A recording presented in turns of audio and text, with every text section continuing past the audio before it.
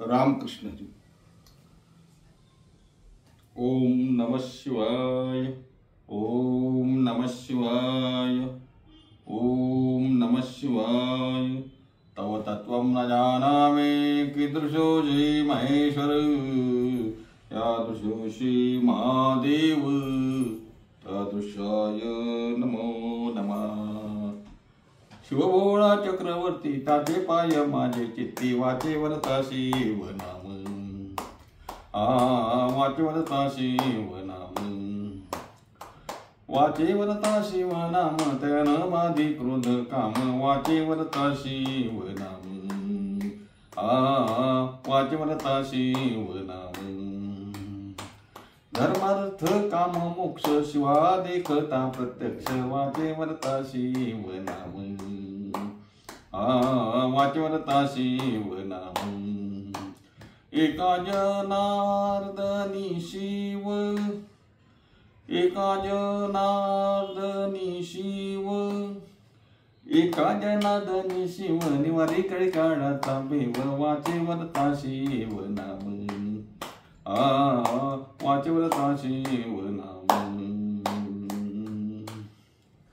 आपल्या लक्षात आले आहे महाशिवरात्रीचा हा पर्वकाळ, उद्या महाशिवरात्रीचा उपवास, आणि आज आणि उद्या आपण या महाशिवरात्रीच्या निमित्तानं थोडं चिंतन करूया। मागल्या वर्षी पण आपण चिंतन केलं होतं संतांच्या अमृतवचने आपल्या युट्यूब चॅनलवर। आपण चिंतन करत असताना नैमित्तिक चिंतन आपण करत असतो, आपल्याला माहिती आहे। वेगवेगळ्या मालिका करत असताना आता आपली नुकतीच आपण एक मालिका संपवली। कुठली मालिका होती आपली? ज्ञानराज माऊलींची मालिका झाली। त्यानंतर आपण आता नैमित्तिक 2 दिवसापूर्वी आणखी चिंतन केलं। वेगवेगळ्या अंगाने आपण चिंतन करत असतो ना। 2 दिवसापूर्वी पण आपण गजानन महाराजांच्या प्रगट दिनाचं चिंतन केलं। आता महाशिवरात्रीच्या निमित्तानं आपण आज आणि उद्या महाशिवरात्रीच्या पर्व काळावर चिंतन करणार आहोत। अर्थातच ते चिंतन श्री महादेवांचं, भगवान शंकरांचं चिंतन असणार आहे। केव्हा आपण वारकरी संप्रदायाचं चिंतन करत असतो, आपण विठ्ठल भक्ती करतो, आपण वारकरी आहोत, आपण वैष्णव आहोत, आणि आपण चिंतन करायला लागलो महादेवाचं, असा त्या ठिकाणी असं कुठलीही शंका मनात येण्याचं कारण नाही। कारण भगवान विष्णू आणि भगवान शंकर वेगळे नाहीतच नाहीत। आपल्याला माहिती आहे, आता जो अभंग मी म्हटला शिवभोळा चक्रवर्ती, यावर आपल्याला चिंतन करायचंच आहे। शिवभोळा चक्रवर्ती त्याचे पाय माझे चित्ती, हा अभंग शांती ब्रह्मश्री संत एकनाथ महाराजांचा अभंग आहे, जे वारकरी संप्रदायाचे खांब आहेत। माऊली ज्ञानोबारायांनी सुद्धा त्या ठिकाणी महादेवाचं वर्णन केलं, नामदेवरायांनी महादेवाचं वर्णन केलं, तुकोबारायांनी महादेवाचं वर्णन केलं, सर्व संतांनी महादेवाचं वर्णन केल्याचं आपल्याला माहिती आहे। मग हे वारकरी संप्रदायाचे सर्व संत भगवान शंकराचं वर्णन करतात। माऊली ज्ञानोबारायांनी वर्णन केलं की नाही? ओम नमो शिवाय,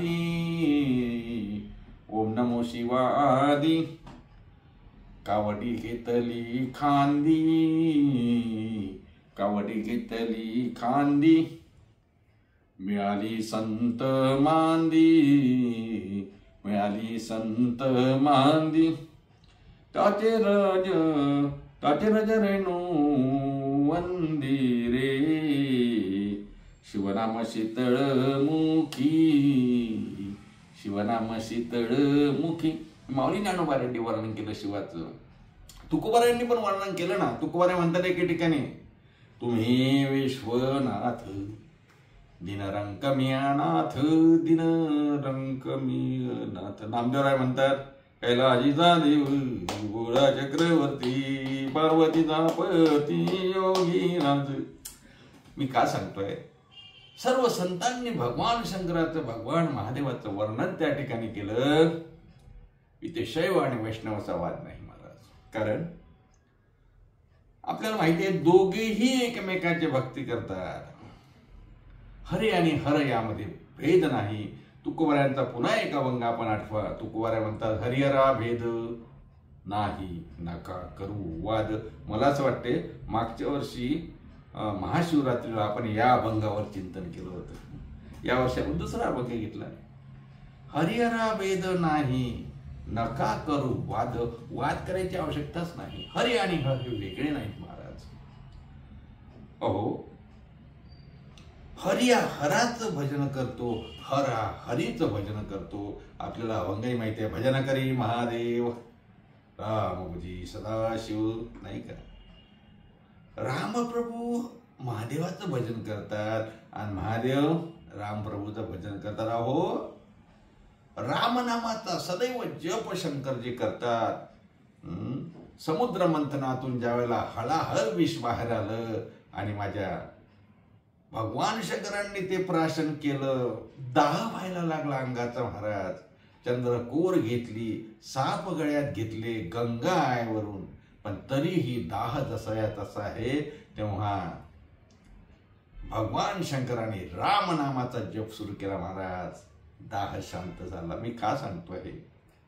भगवान शंकर प्रभू रामचंद्राचं म्हणजेच भगवान विष्णूचं त्या ठिकाणी भजन करतात आणि रामचंद्र प्रभू भगवान शंकराचं.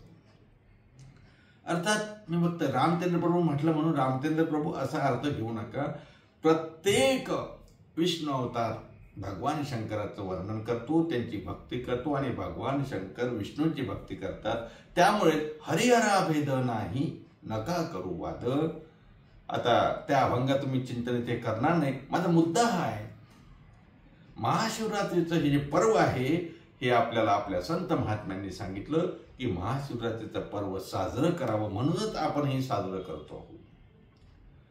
नाथ भागवतामध्ये 5 पर्व काय सांगितले तुम्हाला माहिती आहे? कृष्ण जन्माष्टमी, रामनवमी, नृसिंह जयंती, वामन जयंती आणि विशेष ही महाशिवरात्री. भगवान शंकराची ही महाशिवरात्रीचा उपवास, जागरण हे सर्व आपल्याला आपल्या संप्रदायाने सांगितलं आहे. तेव्हा अशा भगवान शंकराचं वर्णन आपल्याला या अभंगातून नाथ महाराज आपल्याला ओळख करून देतात. का भगवान शंकराची ओळख करून देतात? अनेक संतांनी अनेक ठिकाणी भगवान शंकराची ओळख करून दिलेली आहे. या अभंगातून भगवान शंकराची कुठली ओळख नाथराय करून देतात याचा आपण विचार करणार आहोत. त्या अगोदर आपण लक्षात घेतलं पाहिजे, नाथ महाराज हे शांती ब्रह्म आहे आणि वर्णन करणारा कोण आहे हे खूप महत्वाचं आहे महाराज. वर्णन कोण कुणाचं वर्णन करतो याला महत्व आहे. ज्या शांती ब्रह्मनाथांचा अभंग आहे ते शांती ब्रह्मनाथ, त्यांचा अधिकार आपल्याला माहिती आहे. ज्यांचे इथं 36 वर्ष भगवंताने पाणी भरलं, गंध उगाळलं, टाळ धरून उभे राहिले, काय काय कामं केली.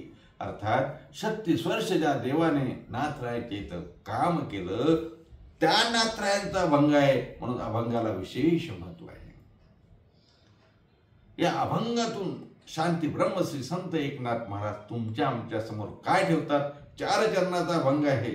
वर जरी बघितलं तरी पहिल्या चरणामधून नाथराय भगवान शंकराचा स्वभाव सांगतात. नंतर आपण वर्णन करू, पण मी धावतो पहिले सांगून जातो. दुसऱ्या चरणामध्ये श्री एकनाथ महाराज भगवान शंकराच्या नावाचं महत्व सांगतात. पहिल्या चरणामध्ये काय स्वभाव सांगितला? शिव भोळा. नंतर वर्णन करेल पण शिव भोळा.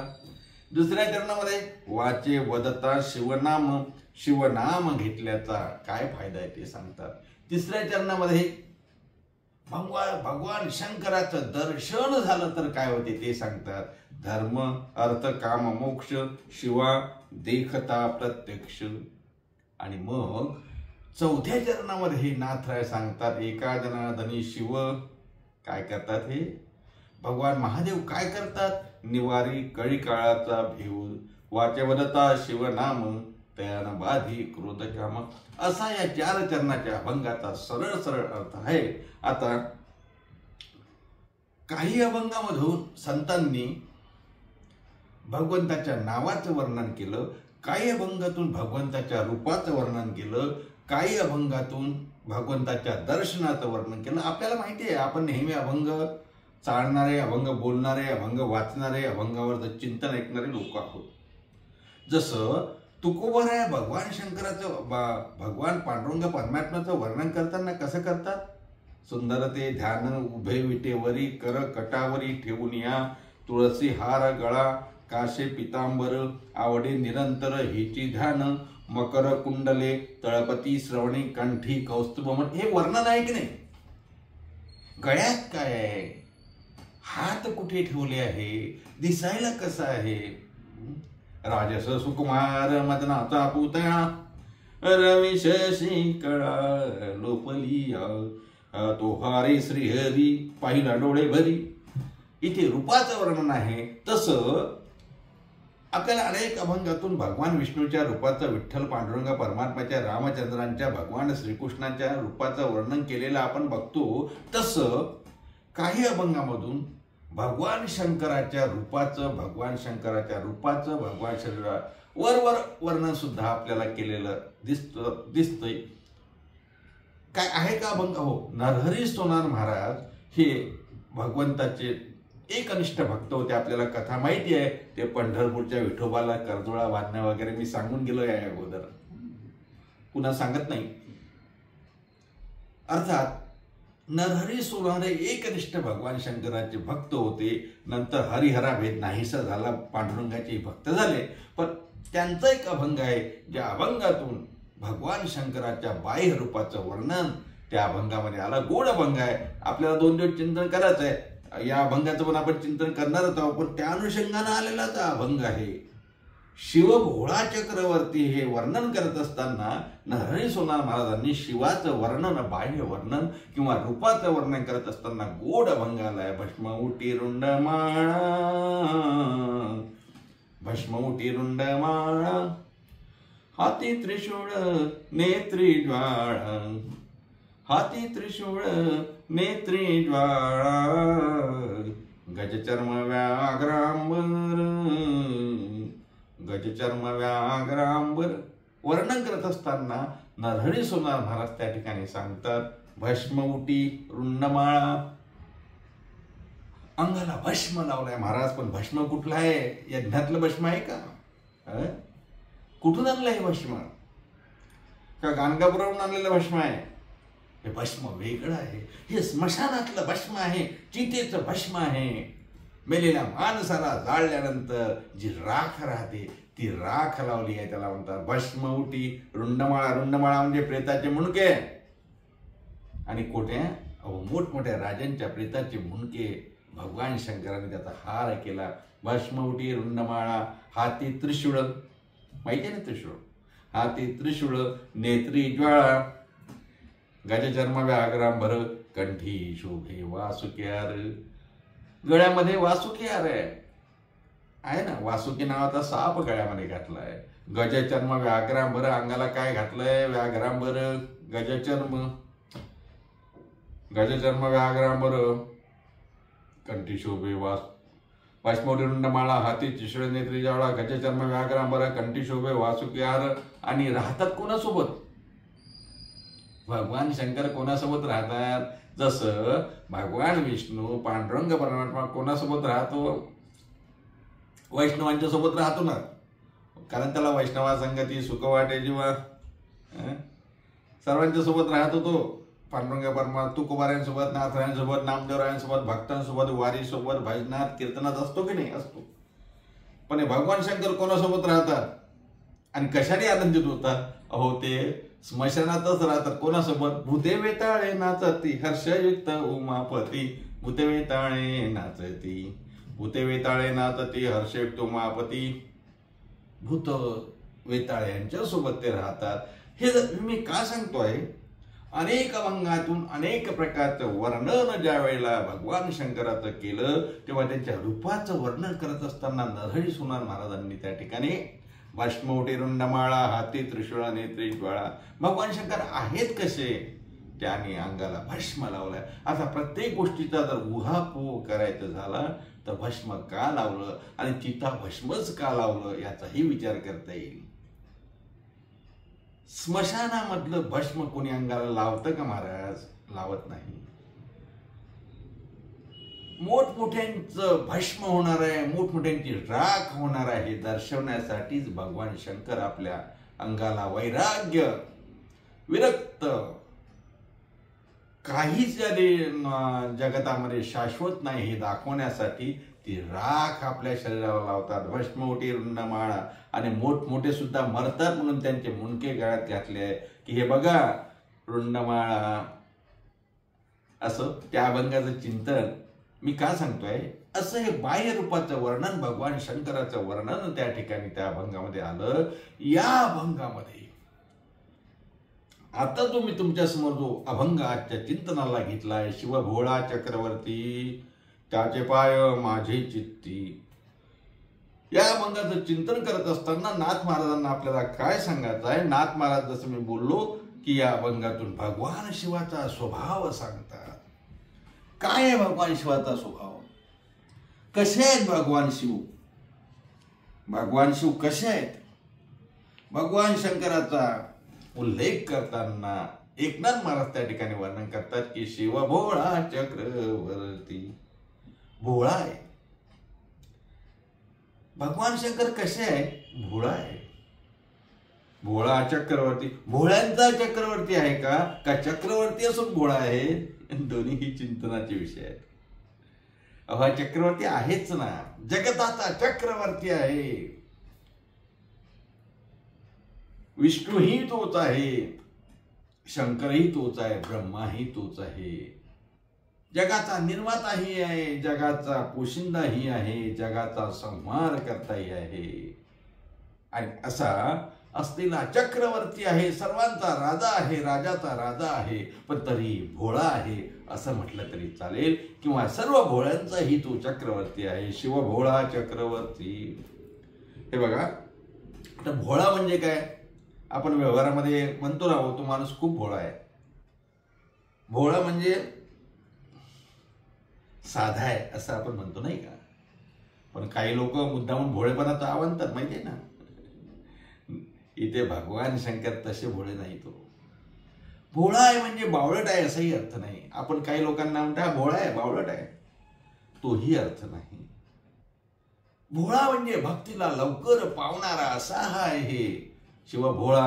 आणि भोळा असा आहे की कशाचाही विचार करत नाही. एखाद्याने आपल्याला प्रेम केलं, एखाद्याने आपल्याला जाणलं, एखाद्याने आपली भक्ती सुरुवात केली किंवा भगवान शंकर सर्वच विसरून जातात. म्हणून शिव भोळा चक्रवर्ती. किती भोळे आहेत सांगू का, सांगतो. आपल्याला भस्मासुराची कथा माहिती आहे की नाही, माहिती आहे. भगवान शंकर अंगाला भस्म लावतात आणि ते भस्म लावत असताना चितेचं भस्म लावायचं, मेलेल्या माणसाची राख लावतात आणि भस्मासुरची राख आणून द्यायची. कोणाला, आपल्या शंकरजीला. मोठमोठे राक्षस भगवंताचे, भगवान शंकराचे भक्त होते. आपल्याला माहिती आहे रावणही भक्त होता. हा भस्मासूर तपश्चर्या केली, खूप तपश्चर्या केली महाराज. आणि एकदा विचारलं, का हो शंकरजी, तुम्हाला भस्म आणून द्यायचं म्हटलं की प्रत्येक वेळेस मला जावं लागतं स्मशानामध्ये. कधी कधी काही तिचं प्रेत नसते, जाळलेलं नसते, मग मिळत नाही. काय करू, मला एक वर द्या ना. म्हणजे काय वर देऊ, माग ना. अरे तुझ्या भक्तीनं मी प्रसन्न आहो, माग. काही नाही, मला असा वर द्या मला की ज्याच्या डोक्यावरती मी हात ठेवल ना, तो तिथेच मरेल, त्याची राख होईल आणि ते राख मी तुम्हाला आनंद देत जाईल.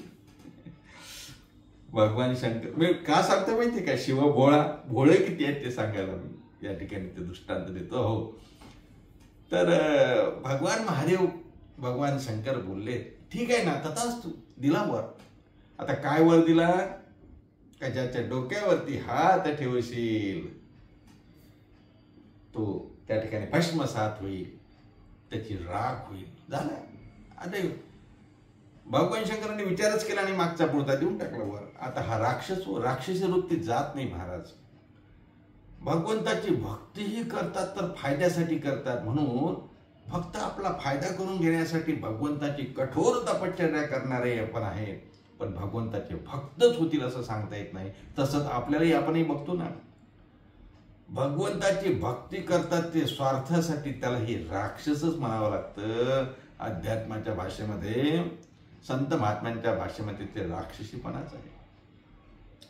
या भस्मासुराला वर मिळाला, भस्मासूर जायला लागला महाराज. आणि भस्मासुराच्या मनामध्ये विचार आला की भगवान शंकराच्या पार्वतीच्या बाबतीत भगवंताची बायको आपण आपली बायको करून घ्यावी, पार्वती मातेला आपलं करून घ्यावं. मग काय करायचं म्हणे, कैलासही आपला झाला पाहिजे आणि सर्व आपलं झालं पाहिजे. मग या शंकरजीलाच मारलं पाहिजे ना. हो, राक्षसी वृत्ती सांगतोय मी. ज्याने उपकार केला तो उपकार विसरून त्याला कृतज्ञ होऊन त्या भगवान शंकराच्या डोक्यावरच हा हात ठेवायला निघाला. भगवान शंकर पुढे धावताय, भस्मासूर मागे धावतोय आणि भगवान शंकराच्या डोक्यावरती हात ठेवून त्याला भस्मसात करायचं या उद्देशाने हा भस्मासूर निघाला. पुढे जाऊन आता काय कथा आपल्याला माहिती आहे. भगवान विष्णूने रूप घेतलं, मोहिनीचं रूप घेतलं आणि मोहिनीचं रूप घेतल्यानंतर त्या ठिकाणी या भस्मासुराच्या आडवी आली आणि भस्मासुराने मोहिनीकडे बघितलं. त्याची कामवासना जागृत झाली आणि त्याचं मन त्या मोहिनीवरती म्हणजे भगवान विष्णूवरती बसलं आणि त्यांनी सांगायला लागलं, अरे कोण तू? म्हणे मी मोहिनी.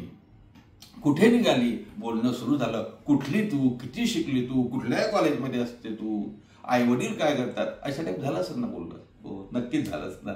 आणि मग त्याने विचारलं भस्मासुराने, का ग कुठली तू? म्हणे मी आहे इथलीच. लग्न झालं का? म्हणजे नाही नाही नाही लग्न नाही झालं. खरंच? म्हणे नाही. बरं काय अपेक्षा आहे तुझी? मुलगा कसा पाहिजे? नोकरीवाला पाहिजे, शेतीवाला पाहिजे, व्यवसायवाला पाहिजे, गोरा पाहिजे, काळा पाहिजे, लठ्ठ पाहिजे, पतला पाहिजे, सटपातळ पाहिजे? काय अपेक्षा काय आहे? म्हणे माझी अपेक्षा खूप अशी काही नाही, एकच अपेक्षा आहे. मला नाच खूप आवडतो, डान्स खूप आवडतो आणि मला नाच करणारा नवरा पाहिजे, कोणीही असो. भस्मासूर म्हणे अरे बापरे, पण त्याला नाच करता येत नसेल तर म्हणजे शिकविल ना त्याला, पण त्यांनी माझ्यासोबत नाचलं पाहिजे, त्याच्याशी मी विवाह करेल असं म्हटलं.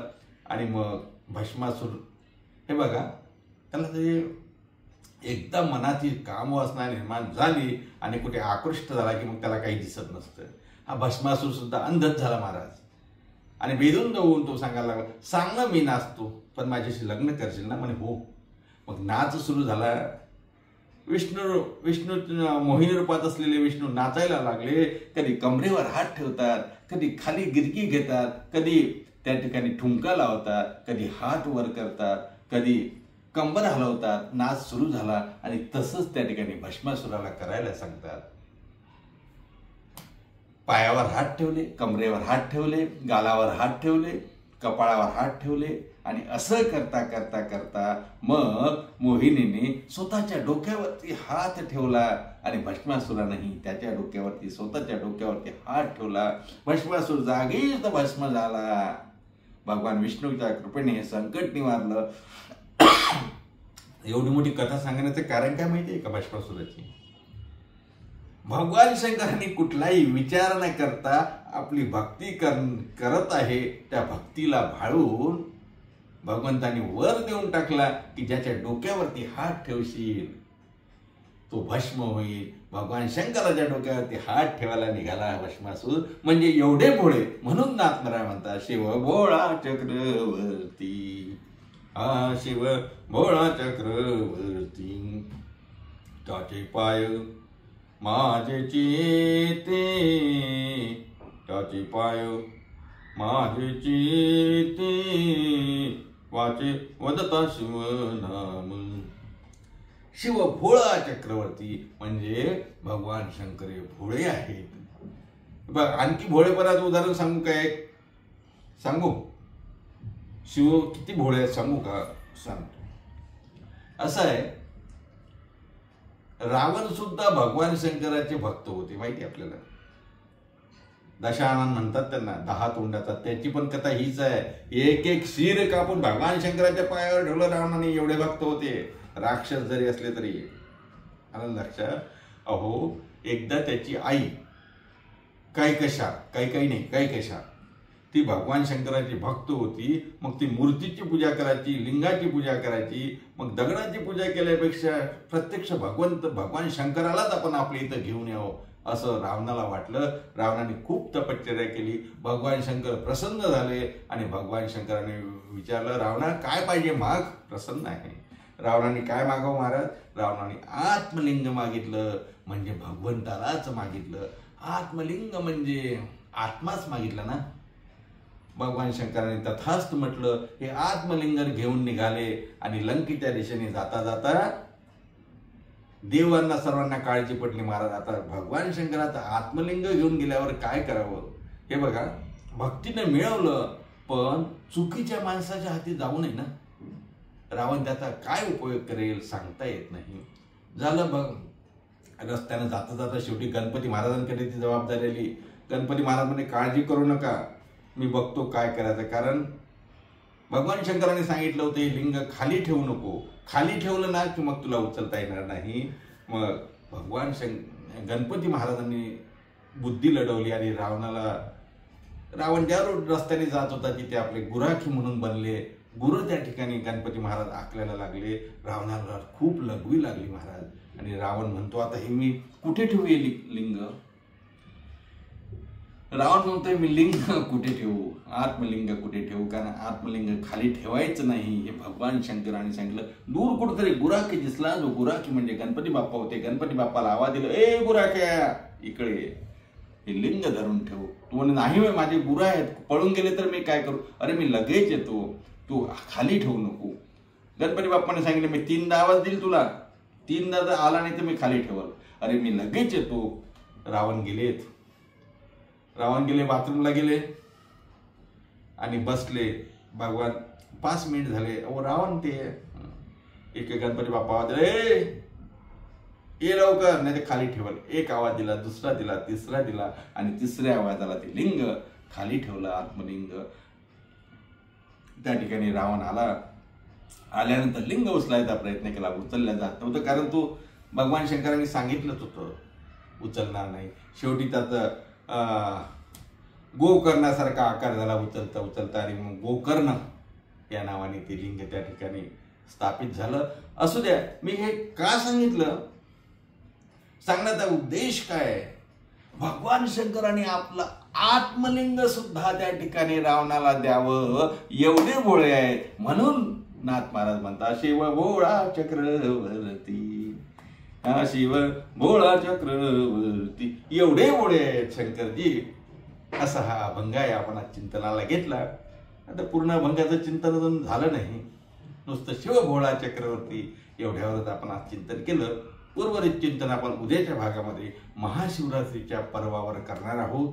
तेव्हा न चुकता उद्याचा सुद्धा भाग सर्वांनी बघावा, आजचाही बघावा. आणि ज्यांनी हे चॅनल सबस्क्राईब केलं नसेल त्यांनी नक्कीच संतांची अमृत वचने हे आपले चॅनल सबस्क्राईब करा. @सुधीर पदवाट यावर जाऊन आपण सबस्क्राईब करू शकता किंवा आजच्या भागावरती जाऊन आपण लिंकला सबस्क्राईब करू शकता.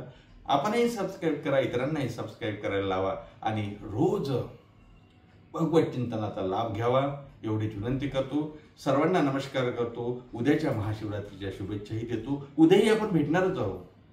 तेव्हा एकदा सर्वजण आपण भगवान शंकराचं भजन करू. ओम नमः शिवाय, ओम नमः शिवाय, ओम नमः शिवाय, ओम नमः शिवाय, ओम नमः शिवाय, ओम नमः शिवाय, ओम नमः शिवाय, ओम नमः शिवाय, ओम नमः शिवाय, ओम नमः शिवाय. हर हर महादेव. पार्वतीपते हर हर महादेव. पुंडलीक वरदहर विठ्ठल श्री ज्ञानदेव तुकाराम दत्तात्रय जनार्दन श्री एकनाथ माऊली ज्ञानेश्वर महाराज की जय. जगद्गुरु तुकाराम महाराज की जय. शांती ब्रह्म श्री संत एकनाथ महाराज की